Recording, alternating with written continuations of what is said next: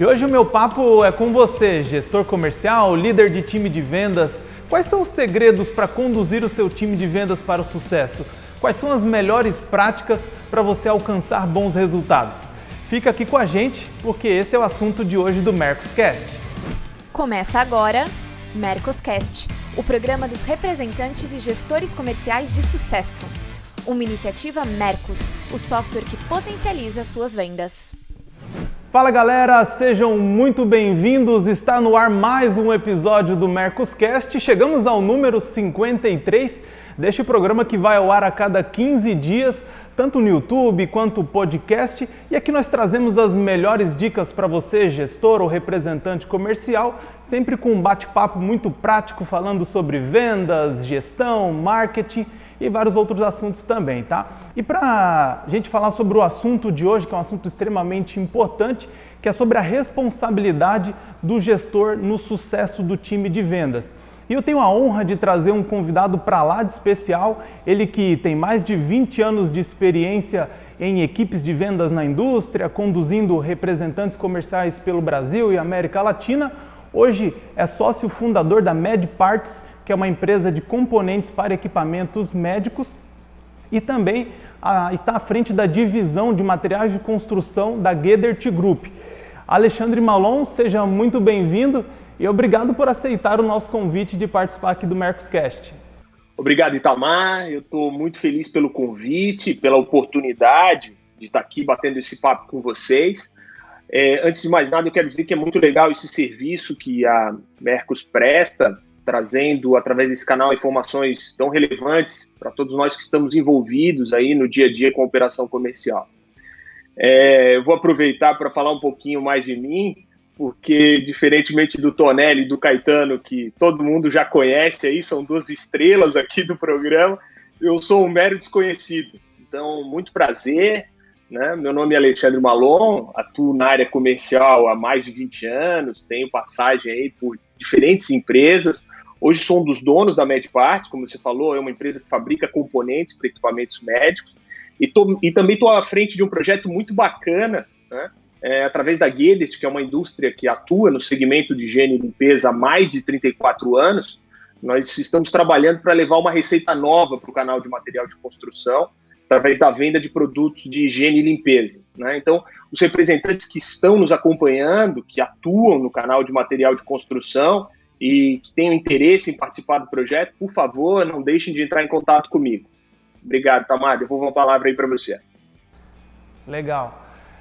E para mim também é um motivo de muita alegria estar recebendo o Alexandre aqui hoje, né? Eu tenho a honra de dividir esse espaço aqui com muita gente fera, mas o Alexandre eu considero um dos meus grandes mentores, porque eu já tive a oportunidade de estar trabalhando com ele e de aprendendo muita coisa aí por alguns anos. E como o Alexandre comentou, a nossa bancada fixa, né, Afonso Tonelli, mais de 30 anos de experiência à frente da Musical Plus, uma empresa que atende todo o sul do Brasil no segmento de instrumentos musicais.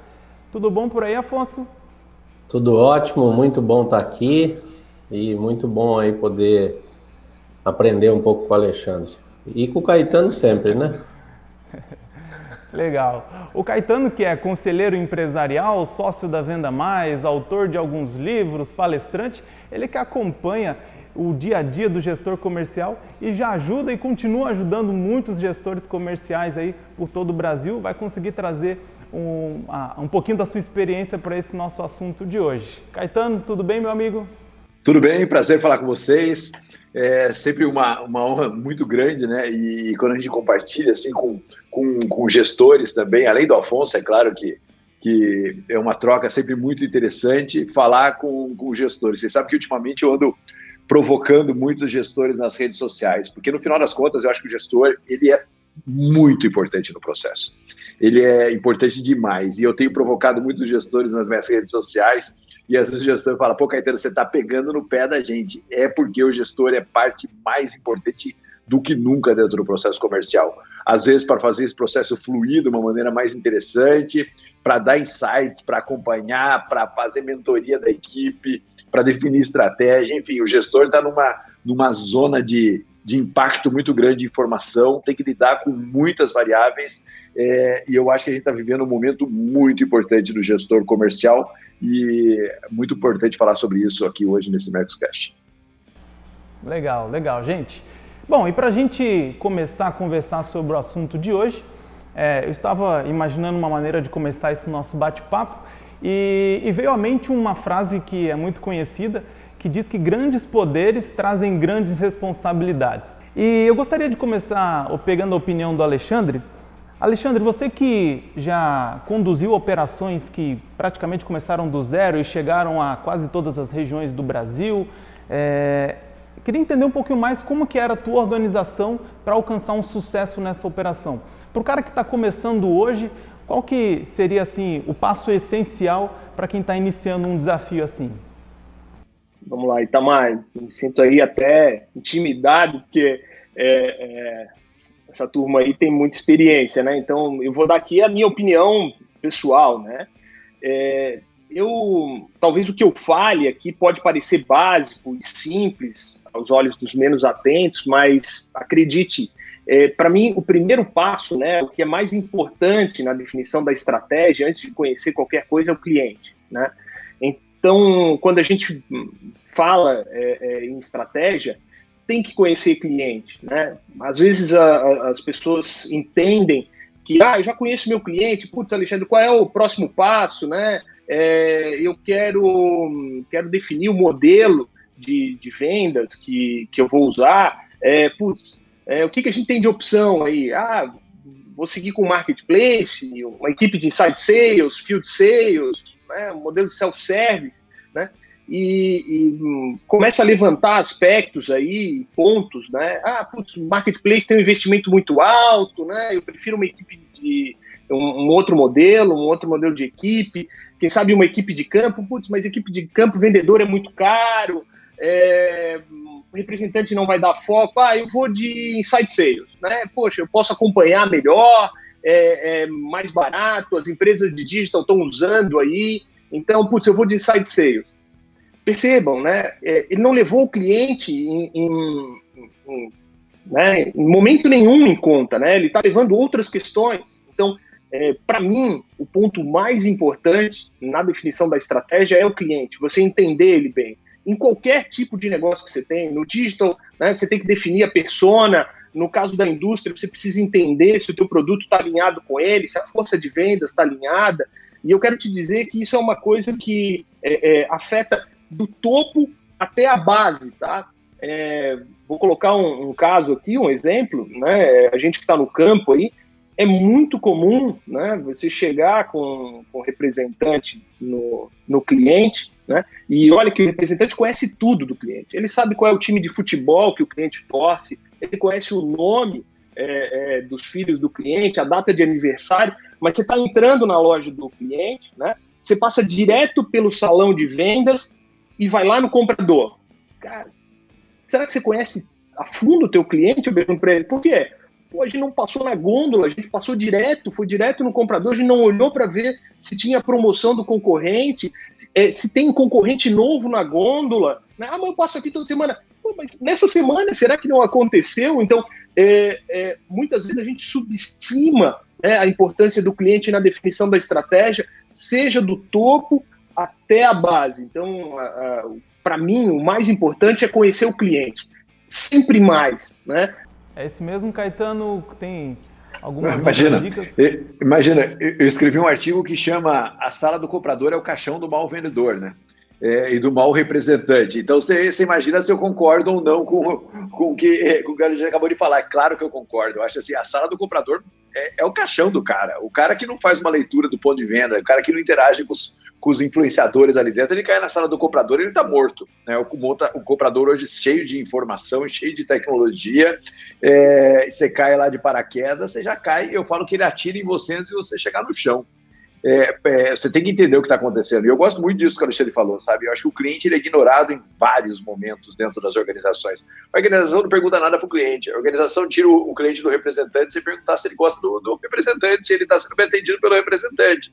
Ela toma decisões, muitas vezes, absolutamente ignorando a pessoa mais importante de qualquer organização, que é o cliente, né? E quando eu falei ali atrás que o gestor está no meio de um turbilhão enorme, é porque antigamente o gestor geria um canal, né? Antigamente o gestor geria o representante, hoje ele faz gestão de vários canais, ele tem muita tecnologia à disposição, ele tem, como o Alexandre falou, ele tem marketplace, ele tem tudo isso. Lá na ponta ele tem o cliente, que às vezes com tanta complicação que tem, ele acaba perdendo até um pouco do cliente de vista, e esse é um perigo muito, muito real, né? Esses dias eu fiz uma postagem que falava quando falta modelo e estratégia, sobra o jeitinho. E o que eu tenho visto é que muitas vezes as empresas estão indo muito pro jeitinho, sabe? Vai pro jeitinho porque tem tanta opção que a gente vai dando um jeito. Não, não é assim. Continua sendo muito importante, alguns princípios continuam sendo muito importantes. O Alexandre falou, o cliente continua sendo muito importante, como o cliente quer comprar, como é que eu chego nesse cara e como é que eu organizo todo o processo comercial. Pressão em cima do gestor está muito grande, o gestor tem que estar muito preparado para isso, tem que ter um time muito bom junto com ele, porque não está fácil não. Eu falo que o gestor hoje em dia, antigamente você conseguia fazer tudo sozinho. Hoje em dia você tem um cara de informação de mercado junto com você, hoje você tem um cara de tecnologia junto com você, hoje é quase que um treinador de futebol, sabe? Ele tem que levar junto a equipe de estratégia, a equipe que analisa dados para que consiga chegar no resultado. Eu posso dizer para vocês aqui, Alexandre, talvez não... Eu sou como representante comercial, eu defendo a classe mesmo, e eu sou um crítico um pouco de gestor, né? Na realidade, a minha função aqui é bater no gestor. E eu tô até... Os caras... Tem uns que têm visto os programas aí e falam, Afonso, não tá com medo, não? Na realidade, eu quero expressar, na realidade, é um pouco do que vocês dois falaram aí. É exatamente isso. Eu acho que são medidas que tomam com relação a não conhecer cliente ou a maneira com que... eles direcionam a equipe de vendas, né? Eu sou efeito manada, eu acho que o representante, e eu queria que o Alexandre me ajudasse a discordar de mim até, mas eu entendo que a empresa é o reflexo do seu dono e a equipe comercial é reflexo do seu gestor. Eu enxergo dessa forma. Então, se eu tenho um gestor que não acessa BI, que não sabe a informação, que não passa a informação, que vem no final do mês para perguntar como é que está aí, vamos salvar o mês, e que principalmente, não sabe o que o cliente quer, e nem se ele tem o teu produto, se ele está comprando do concorrente, como é que ele vai fazer essa gestão de equipe? Então, eu sou crítico nisso. Na realidade, o Caetano disse bem, gente, quando eu sou um representante que tenho 25 anos de estrada, estou há mais de 40 anos no comércio, eu passei por várias, vamos dizer, mudanças de tecnologia, mas nós nunca tivemos tanta tecnologia disponível para repassar para a sua equipe de venda, para o seu cliente, ou para você, como gestor, ter a informação para poder gerir. Nós nunca tivemos. Eu tenho empresas que eu sou representante, que o cara, além de um baita RP, ele tem uma Mercos e ele tem mais 2 ou 3 BIs conversando com esse sistema, com esse RP dele, para trazer informação para a equipe. E mesmo assim, a rua está dando paulada na gente. Porque se a gente chega no cliente sem informação, cara, a gente vai apanhar. Se a gente, como você disse, eu já disse isso aqui em outras vezes, aquele representante ou aquele gestor que entra, passa batido no fundo, vai lá no fundo da loja conversar com o comprador, não cumprimentou ninguém, não viu vitrine. Cara, o representante que não tem essa compilado todas essas informações, e se a indústria dele não passar, ele não ir atrás, caixão total, o Caetano falou, vai morrer na sala do comprador, porque esse cara, defendo aqui, ele é muito, muito mais preparado que nós representantes. Muito mais. Quem menospreza isso, vai ver o que vai acontecer. Sinceramente, eu tenho visto a gestão de compra muito mais apurada do que a gestão de venda. Essa é o meu medo como representante, por isso que eu estudo muito, por isso que eu leio muito, por isso que eu ouço pessoas, porque o maior defeito do representante, e eu sou talvez o que tenha mais defeito nesse sentido, é dizer que sabe tudo. Cara, nós não sabemos de nada. Os compradores sabem muito mais que a gente. É mais ou menos isso, é o recado. Deixa eu dar uma atravessada aqui, né, bagunçar um pouco. Eu acho que no meio de tudo isso, o ponto mais importante do gestor hoje em dia chama constância, sabia? E não só do gestor, porque é tanta informação e falta tanta constância no processo que é uma coisa insana.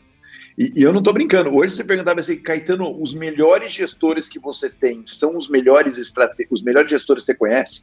Imagina, eu circulo muito por aí, são os maiores estrategistas? Não, cara. Hoje, os maiores gestores que eu conheço são gestores que têm constância no processo comercial, né?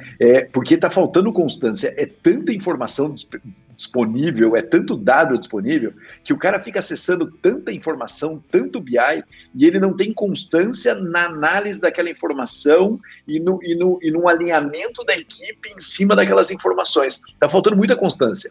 Então, no meio de todo esse caos aí, falta... Os gestores que eu conheço que são muito fortes, cara, eles em 2 dias ele identifica que tem alguma distorção na curva de algum representante, de alguma regional, e ele vai lá e ele vê o que está acontecendo. Mas ele não faz isso de vez em quando ele analisa o sistema, porque ele analisa o sistema todos os dias, ele analisa relatórios todos os dias e ele toma decisões em cima disso. Então esse processo caótico de informações que a gente vive, a constância mais do que nunca ela está sendo algo fundamental na gestão comercial, porque é tanto dado, é tanta informação, é tanta complexidade, que se não tiver um pouco de constância, você se perde nesse labirinto. Legal, gente. E eu queria falar um pouquinho mais sobre gestão de carteira agora. A gente viu que esse ano que passou na pandemia, muitas empresas tiveram que se reinventar, muitas empresas tiveram que se aventurar em segmentos diferentes. E eu queria ouvir a tua opinião, Caetano. Como que você prefere fazer a realização da divisão da carteira?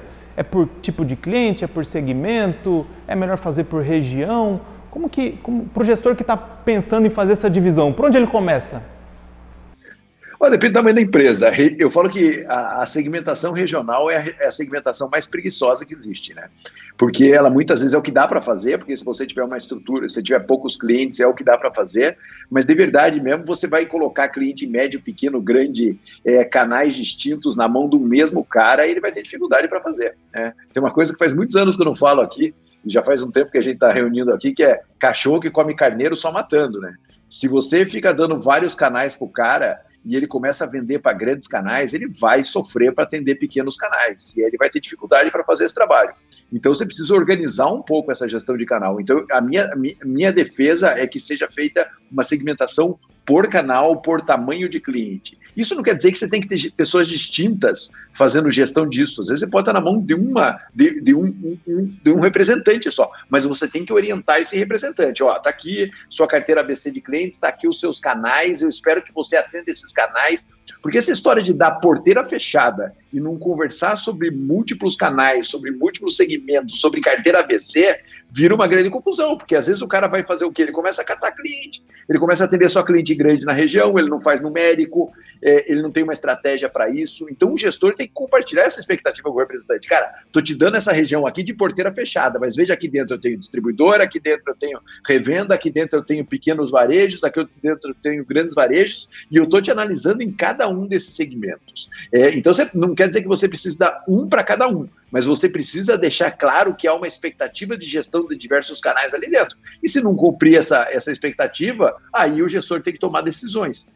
Mas esse negócio de ficar fazendo regional de porteira fechada, sem uma análise e sem uma interação clara, isso é um problemaço, porque vai gerar uma distorção, porque cada um vai fazer de um jeito, lá na frente o gestor não consegue ter controle do processo. E aí, Alexandre, você segue um padrão, uma regra específica? Como que você organiza isso? Vamos lá, eu vou nessa linha aí que o Caetano falou, né? Acho que cada caso é um caso, sabe, Itamar? Então, a minha preferência é pelo modelo que maximiza o resultado da empresa, né? É o que melhor atende o cliente. Mais uma vez, vamos olhar para o cliente, né? Esse modelo atende melhor? atende. Eu vou trazer um exemplo aqui para vocês. Uma vez, certa vez, trabalhei em uma empresa, né, que tinha uma equipe de vendas organizada por região, como o Caetano bem colocou, é o primeiro modelo que começa, né? Além da região além da divisão por região, a gente tinha a divisão por canal também, né? E tudo seguia muito bem. Obrigado, né? O modelo estava funcionando, a empresa crescendo, ganhando dinheiro e tal. Um belo dia a gente fez aquisição de uma outra empresa, né? Com produtos distintos do nosso, né? Então não cabia dentro da nossa estratégia jogar esses produtos para dentro. É o que a gente entendeu na época, né? Então, na época, o caminho, o que foi? A gente incorporou a equipe de vendas dessa empresa e passou além da divisão por região e por canal, também uma outra divisão por produtos, né? Daí talvez quem está ouvindo já faça associe da seguinte forma: pô, então se os produtos dessa indústria que foi adquirida não fossem distintos, não haveria necessidade de criar uma divisão por produtos? Não necessariamente, né? Então não existe uma regra, né? Existem empresas que compram marcas concorrentes e preferem manter as duas separadas, e eu acho que em muitos casos até faz sentido. Então, nessa linha que o Caetano colocou, né, pode até existir alguns modelos mais indicados, sim, em determinadas situações, mas para mim não existe uma regra, né? Porque cada empresa vive uma realidade diferente, cada empresa tem necessidades muito particulares, né? Então, a gente tem que levar isso em consideração na hora de escolher qual é o modelo, a forma como você vai organizar aí as suas carteiras, tá? Deixa eu dar mais uma atravessada. Desculpa, Afonso. Fala aí, Eva. Você sabe, eu tenho falado muito o seguinte, muito. É o seguinte, vamos fazer uma curva simples ABC de clientes, né? Um cliente A não é substituído nem por 30 clientes C. Quem tem que direcionar isso é o gestor. Então, por exemplo, assim, às vezes a empresa chega e fala, cara, começamos esse ano com 400 clientes na carteira e terminamos com 450. Mas veja que você tinha lá 10 clientes A e hoje você tem 5 clientes A. Então, você tem que olhar para regional e falar assim, cara, nós precisamos de cliente A, porque um A que a gente perdeu equivale a 30 C lá embaixo. Então, quem dá esse direcionamento é o gestor. O gestor precisa olhar e falar, cara, trabalhe bem isso daqui, porque quem está ali no jogo é muito fácil a gente perder o rumo, né? Eu sempre falo que tem aquele negócio de remo, né? Que a gente só vê nas Olimpíadas e nos Pan-Americanos, né? Que fica um cara de frente para a equipe remando. Você fala, pô, por que aquele cara fica lá? Porque senão o cara vai remar, vai sair pro lado errado. E olha que eles treinam aquilo todos os dias. Ele fica ali na frente e fala, vamos remar reto, vamos fazer isso aqui, tá indo para a esquerda, tá indo para a direita, acelera, o concorrente tá ali, tá fazendo isso daqui. O gestor tem que ficar o tempo inteiro alinhando com a equipe. E esse tipo de informação que aparentemente parece ingênuo. Você fala, Caetano, como assim? Cara, às vezes a empresa faz uma confusão danada com isso. E aí você fala, legal, então eu tenho um representante da minha região que tem 50 clientes na carteira, não consegue ter mais, mas ele precisa ganhar mais 2 clientes A. E aí? Aí o gestor vai lá e sai com ele visitando clientes B e C. Ao invés de ir para lá e fazer um trabalho de hunter em cima do cliente A que ele precisa botar para dentro da carteira. Então veja que o que o gestor faz vai refletir na maneira com que o vendedor lá na ponta trabalha. Então, pode parecer ingênuo isso, mas o gestor tem que ditar muito claramente esses dados para a equipe, porque senão a equipe se perde muito nesse processo básico, mas que pode cobrar um preço muito alto dentro de uma região. Eu vou dizer que o que eu tenho visto com experiência, assim, na escolha de... Eu defendo também que o representante, ou os representantes, ou a equipe comercial, tem que ter na sua curva de clientes, de carteira de clientes de atender, clientes de todos os tamanhos, né? Óbvio, aquele representante ou aquele vendedor tem que ter relacionamento suficiente para atender o grande e o pequeno com qualidade.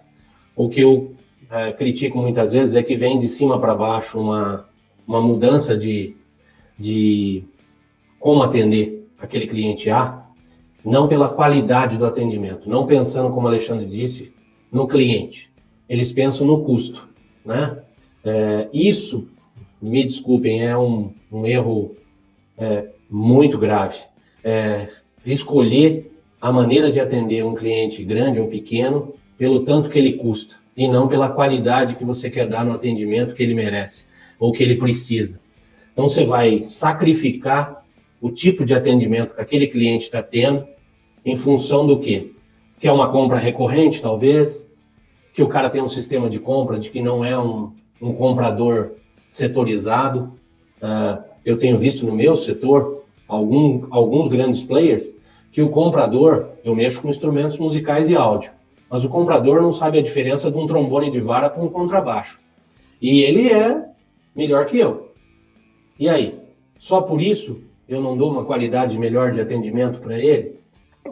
Eu queria complementar aí, e eu acho que o Tonelli tocou num ponto muito importante, né? As indústrias, de uma maneira geral, né, seguindo aí a linha também que o Caetano falou, elas adotam muito a carteira por região, né? Porque a empresa começa pequena, né? E a operação vai crescendo, né? Ela tem um representante único para fazer uma região grande, né? A empresa cresce, aumenta a capacidade de produção dela, né? Então prospera e tal. Daqui a pouco ela vê que ela tem condições de atender um número maior de clientes naquela região, certo? E o representante que está com ela ali naquele momento, que veio com ela até aquele momento, às vezes ele é deixado de lado nessa questão e, poxa, você começa a alterar ali uma região e colocar e tal. Acho que você tem que levar isso em consideração, né? E considerar o seguinte, pô, tem representantes, eu conheço indústrias enormes que fracionaram áreas, e você chega lá na região de Santa Catarina, por exemplo, o mesmo cara que faz o litoral, ele faz o oeste, né? Você olha aquele negócio ali e você diz, cara, como isso, né? Porque o representante fez a parte dele, né? Então ele botou mais representantes, ele aumentou a área de cobertura dele, contratou gente, botou secretária, ele tem promotor, então ele fez o trabalho dele. Muitas vezes o próprio representante é a mola propulsora para a empresa chegar onde ela chegou, né? Então, quando você chega com um modelo pronto, já sabe, putz, não tem que ser assim, agora eu vou botar um Key Account Manager aqui para cuidar disso daqui, porque precisa do outro atendimento. Muitas vezes você corre o risco de perder clientes, né? Eu vou contar o caso, mas não vou citar os nomes. Um baita de um distribuidor, né? Tinha uma relação excelente com o representante que ele tinha lá, a empresa olhou e disse, não, eu vou botar um Key Account Manager aqui, porque, pô, eu preciso dar um outro atendimento. Cara, não deu 30 dias, cara. O outro concorrente que estava batendo na porta dele entrou, né? Porque você cria laços, né? Enquanto comprador com teu cliente. E nós estamos falando de empresa multinacional, eu não vou falar o nome aqui, mas é empresa multinacional, então tem que levar isso em consideração. Cada situação é uma situação. Representante não está performando, a área está grande, ele está só mordendo o filé mignon, a empresa tem que agir, né? Ela tem que mexer na área do cara, porque alguma coisa não está acontecendo. Às vezes o cara cansou e tal. Agora, outro cara está fazendo um trabalho de excelência, né? Ele tem promotora, como eu falei, ele faz um trabalho de alto nível. Cara, incentiva o representante, trabalha junto com ele, não vai complicar o que está dando certo. Você tem que atuar como gestor, como o Caetano bem colocou, naqueles pontos ali que você percebe, né, dentro da tua estrutura que não estão funcionando bem, né? Então, acho que é ali que você tem que agir, e não no cara que está fazendo um bom trabalho, porque, putz, existe uma cartilha que você tem que seguir. Eu acho que é nessa linha aí, tá? Bem legal isso que o Alexandre falou, sabe? E assim, cara, tá vendendo para mais clientes, está equilibrado na curva ABC, tá vendendo mais mix. E, acima de tudo, gestor, pesquise a satisfação do seu cliente. Pelo amor de Deus, cara. Pelo amor de Deus. Você não pode tomar decisão sem pesquisar a satisfação do seu cliente. Sabe? Faz, no mínimo, um NPS lá, cara, com uma amostra da sua base, para você chegar no representante e falar, meu amigo, vem aqui, vamos ter no vendedor ou no key account, seja quem for. Cara, o seu cliente está menos satisfeito do que a média dos clientes da nossa empresa, a sua venda de mix está menor, o seu ticket médio está menor e você está inativando clientes, né?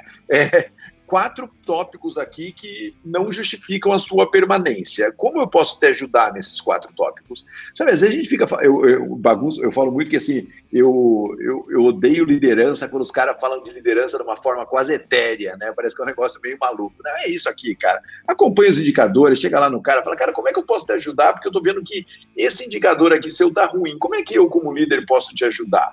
Vou te falar um pouquinho sobre quem faz isso bem, compartilha a boa prática.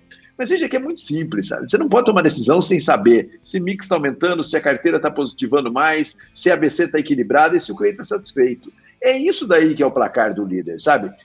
Sabe eu tenho vários amigos que pilotam um avião. Alguns aviões de acrobacia, outros ultraleve, outros aviões de rota mesmo, né? E o piloto do avião, ele não vê o que tem na frente. Ele vê os instrumentos.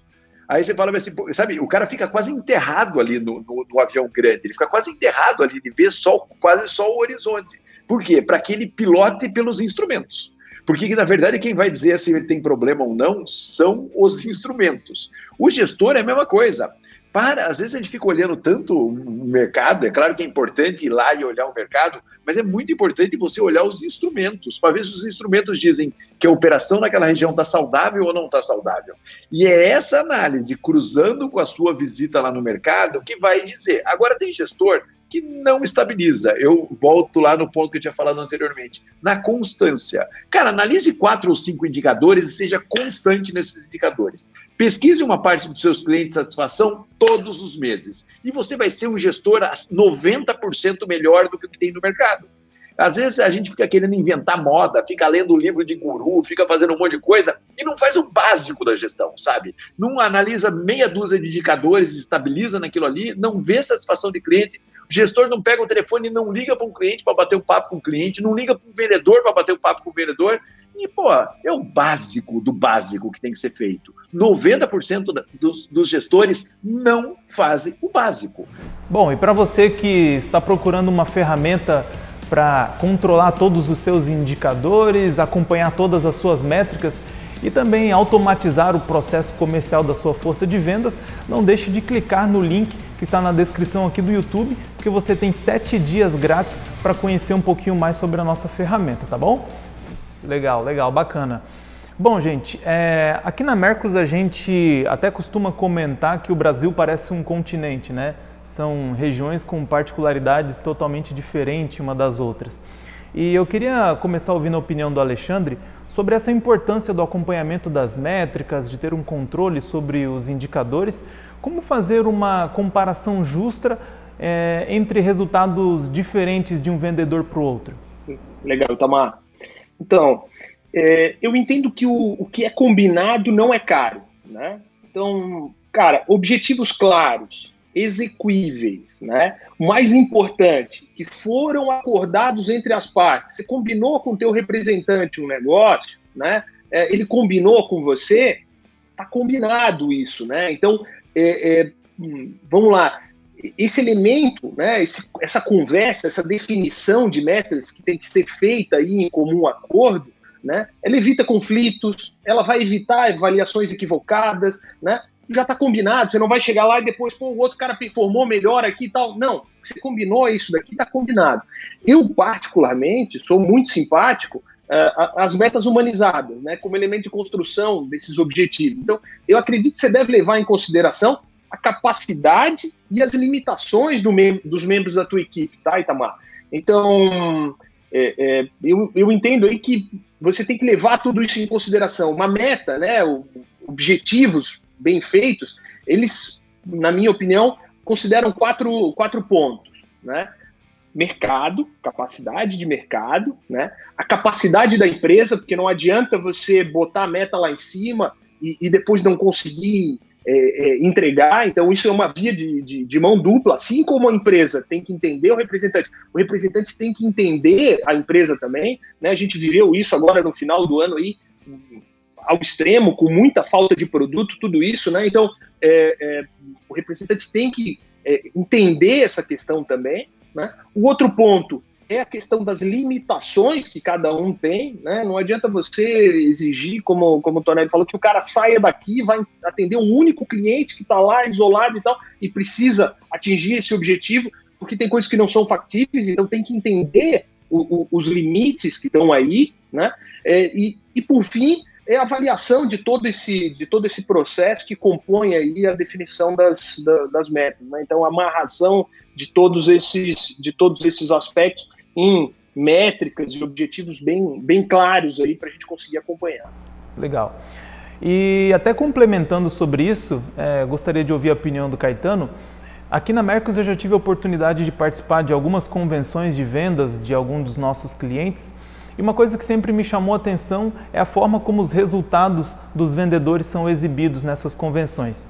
Caetano, qual que é a tua opinião sobre isso? Você acha que vale a pena abrir o resultado para todos? Você acha que isso deve ser tratado individualmente? Quais são os pontos negativos e positivos? Qual que é a tua avaliação sobre isso? Minha opinião é que os bons exemplos devem ser abertos e para que a empresa tenha referências positivas de atingimento de resultado. Eu acho que os resultados da média para baixo não devem ser abertos. Eu sei que isso é cultural, né? Você vai numa escola nos Estados Unidos, as crianças sabem a nota das outras crianças em ordem, da melhor para pior, né? Isso no Brasil daria um processo no Ministério Público extraordinário para a empresa que abrisse esse tipo de informação. Então, assim, é uma questão cultural.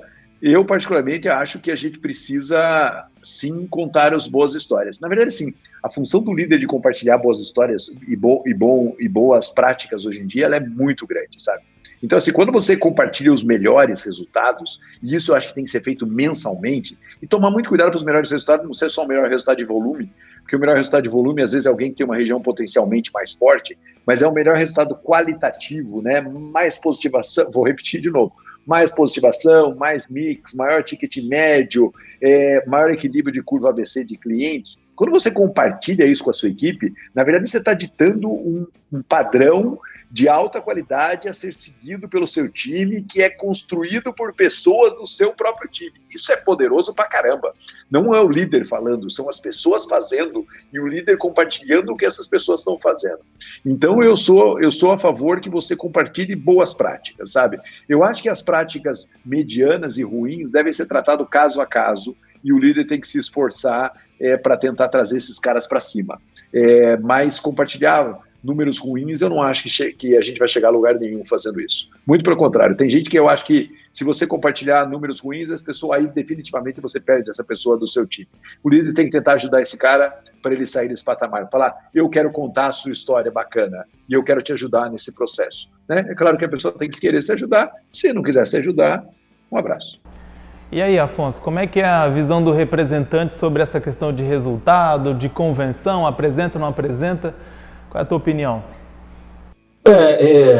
Como a gente é meio jurássico, a gente é de um tempo de que não apresentavam absolutamente nada pra gente, né? A convenção era meia convenção de bater papo e tal. Hoje é mais... existe uma vamos dizer, lavar roupa suja internamente, que eu acho que tem que ser corrigido os erros, mas eu sou partilho como o Caetano diz, eu acho que a gente tem que partilhar, sim, os resultados. E eu acho que também indo pelaquela história de que você escolher quais as métricas que são importantes para a sua empresa e que elas vão nos nortear, o Caetano disse aí. E essas metas devem ser exteriorizadas. Exteriorizadas como? Quem teve a melhor positivação? Primeiro, segundo, terceiro, quarto, quinto colocado.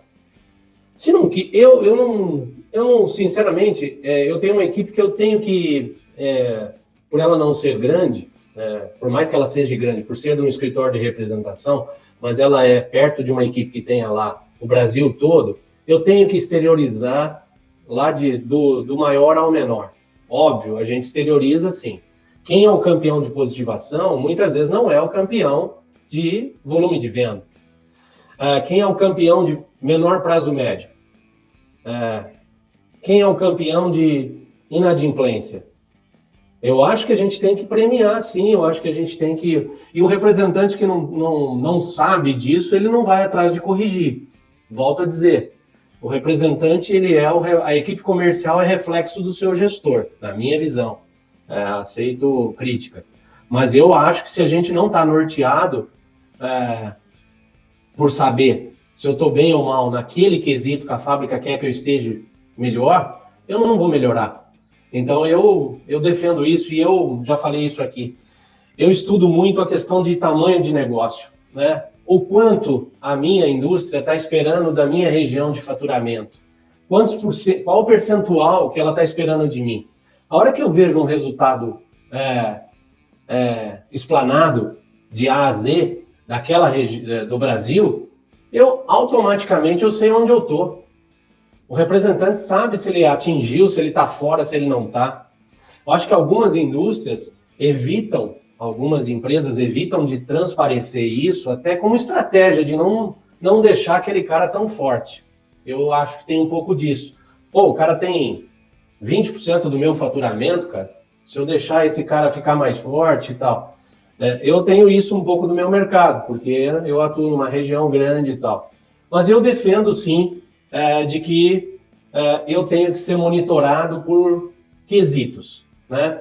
Esses dias mesmo atrás, um gestor chegou para mim e falou, cara, indo para aquela coisa, dificilmente um gestor, Alexandre, vem para mim para me dizer, cara, parabéns, você fez um excelente trabalho. Essa é uma crítica minha aqui aos gestores.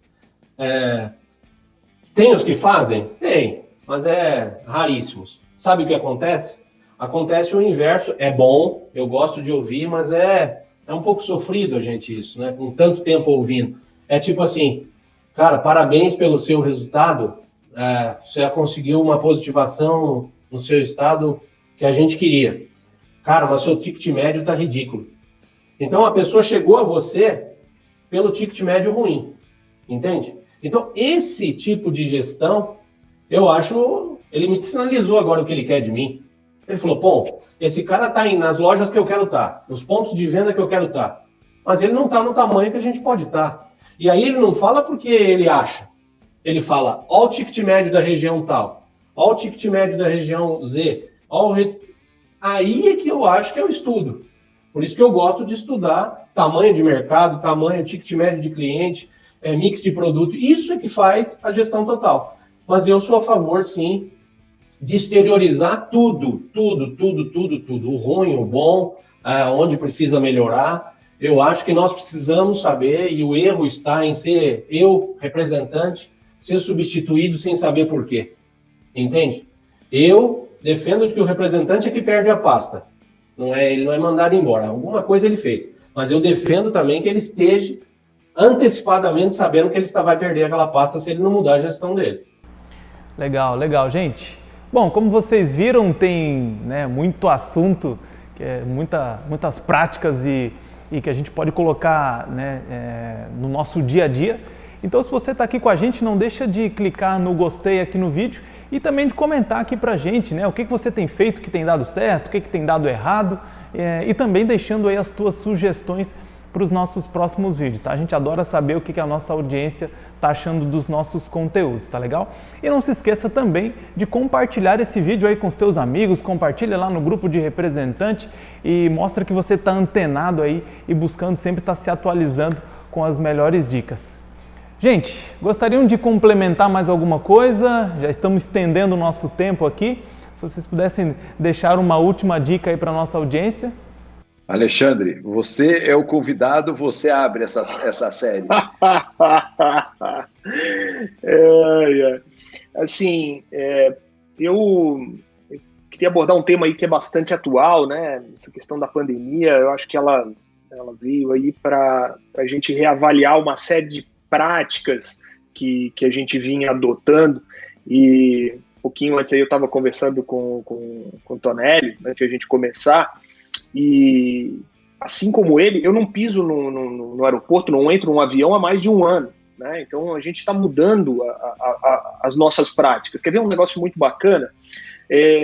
Na indústria lá, nós fazemos impressão de catálogo 2, 3 vezes no ano, certo? E a gente sabe, catálogo é material básico de venda, certo? No ano passado, nós não imprimimos catálogo nenhuma vez.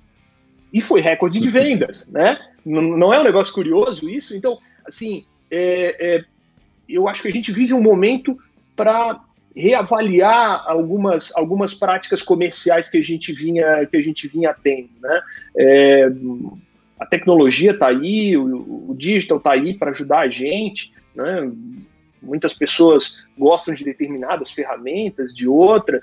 Eu vou dizer para vocês, eu reaprendi uma série de questões a respeito de ponto de venda, de produto. Hoje eu não vivo sem uma foto de produto, né? Então, o representante está lá no ponto de venda, eu não estou, mas ele está, ele bate uma foto, ele manda para mim, eu dou parabéns pelo que ele fez, puta, ficou muito bacana isso, né?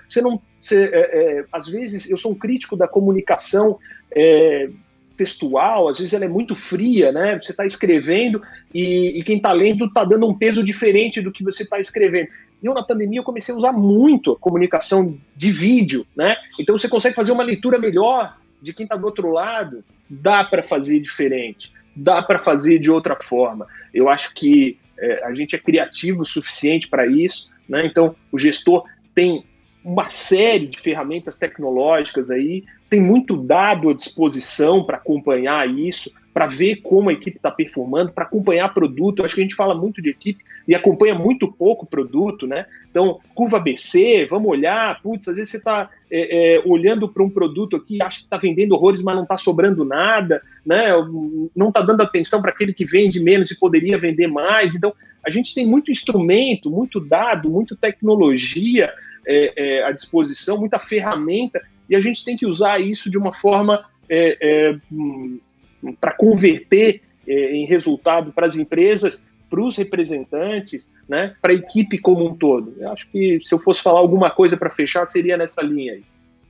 É isso, eu acho que a gente tem que só falar em canais de venda, falar em gestão e falar de planejamento. Então, se a gente não planejar, não tiver a equipe comercial alinhada com o que você quer, a sua equipe de rua alinhada com o que você quer, você exteriorizar desde o primeiro dia do mês o que você quer para o mês, que produto você precisa vender, para quem você precisa vender, quem está inativo, quem não está. Você tem um sistema que te dá essa informação, e se você não o tiver, monitorar a tua equipe a ponto disso.